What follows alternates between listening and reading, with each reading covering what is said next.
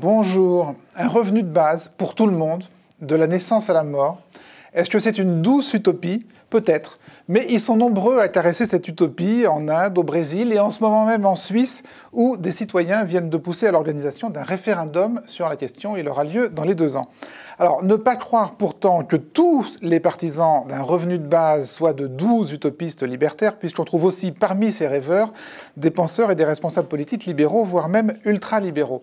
Alors, pour essayer de comprendre un peu mieux cette proposition du revenu de base ou du salaire à vie, comme on peut l'appeler, 3 invités aujourd'hui. Baptiste Milondo, vous êtes enseignant en économie et en philosophie politique, auteur d'un précis d'utopie réaliste, un revenu pour tous, et vous êtes par ailleurs un partisan de la décroissance.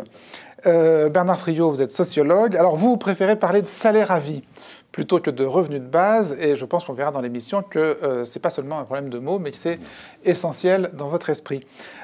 Michel Husson, vous êtes économiste, vous êtes membre du conseil scientifique d'Attaque, et vous êtes opposé au revenu de base, au salaire à vie, et vous nous expliquerez évidemment pourquoi, parce qu'a priori, ça peut quand même paraître extrêmement tentant de dire on donne à tout le monde un salaire à vie ou un revenu de base. Alors c'est tentant pour un tas de gens en ce moment, et je le disais à l'instant, Anne-Sophie, notamment en Suisse. Oui, voulez-vous recevoir une rente de 2500 francs suisses par mois, soit environ 2000 €, sans condition et jusqu'à la fin de votre vie?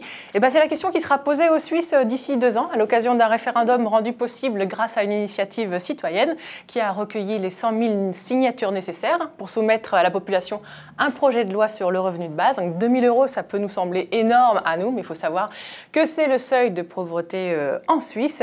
Et alors, pour marquer le coup, et surtout pour intéresser les médias sur un sujet qui n'est pas très facile à illustrer, les partisans du revenu de base ont une idée assez spectaculaire. 2500 francs par mois, à vie, que l'on travaille ou non. Les Suisses devront probablement voter sur cette question. L'initiative pour un revenu de base pour tous a été déposée à Berne ce matin. Jeanne Duby, vous avez suivi la remise de ce texte à la chancellerie fédérale. Oui, les initiants s'étaient réunis ici ce matin pour remettre ces signatures et on peut dire qu'ils ont créé la surprise en jetant des milliers de pièces de 5 centimes. Juste ici derrière moi, il y a pour l'équivalent de 400 000 francs sur la place fédérale. Et on peut dire que certains touristes étaient presque un peu choqués. Anne-Béatrice Duparc, bonjour. Alors, qu'est-ce que vous avez voulu montrer avec cette action ce matin ? On a voulu marquer les esprits et en fait il y a 8 millions de pièces de 5 centimes qui représentent chacune un citoyen suisse, puisque en Suisse nous avons 8 millions d'habitants. Donc une pièce représente un revenu de base. Alors justement, vous demandez un revenu de base pour tous. Pour l'instant, il est estimé plus ou moins à 2500 francs par personne. Comment justifier le don d'une telle somme ? Alors c'est pas vraiment un don, c'est une répartition différente de la richesse produite par le pays. Aujourd'hui, le PIB de la Suisse, c'est 600 milliards. Financer un revenu de base correspond à 200 milliards de francs, donc un tiers du PIB. Et c'est tout à fait possible, en fait.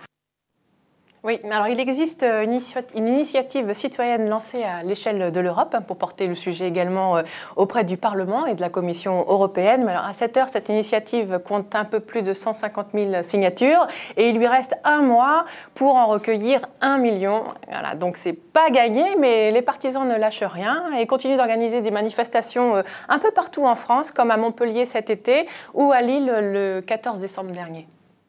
On va offrir au monde entier des billets de 1 000 € parce qu'on est le 14 décembre 2013 et jusqu'au 14 janvier 2014, on peut signer une pétition européenne pour le revenu de base. Et le revenu de base, c'est la solution à la crise, au manque de liberté, d'égalité. C'est donner à chacun, de sa naissance à sa mort, de quoi vivre dignement, sans condition, individuellement. C'est la liberté pour chacun de choisir son activité.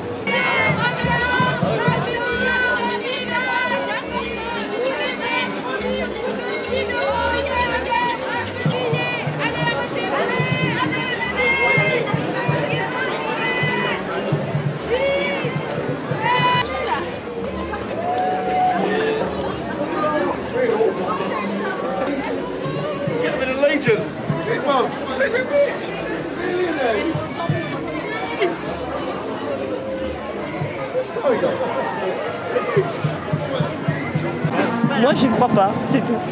Il faut quand même que soit articulée cette question de l'autonomie, de la responsabilité individuelle, tu vois, et du collectif. Et je pense pas que le revenu garanti soit une piste, enfin en tout cas pour moi, c'est une piste valable. Génial qu'on ait un salaire, qu'on puisse avoir notre survie assurée, qu'on n'ait pas ça tous les mois à criser. On ne crée pas des emplois parce qu'on a besoin que le travail soit fait, on crée des emplois parce que les gens ont besoin d'un revenu. Moi, c'est quelque chose qui est complètement aberrant quand on y réfléchit. Moi aussi, je continuerai à faire mes activités comme je l'avais fait avant. L'argent est quelque chose qui a pris trop de pouvoir sur toute l'humanité. Hein. C'est là où il y a les problèmes.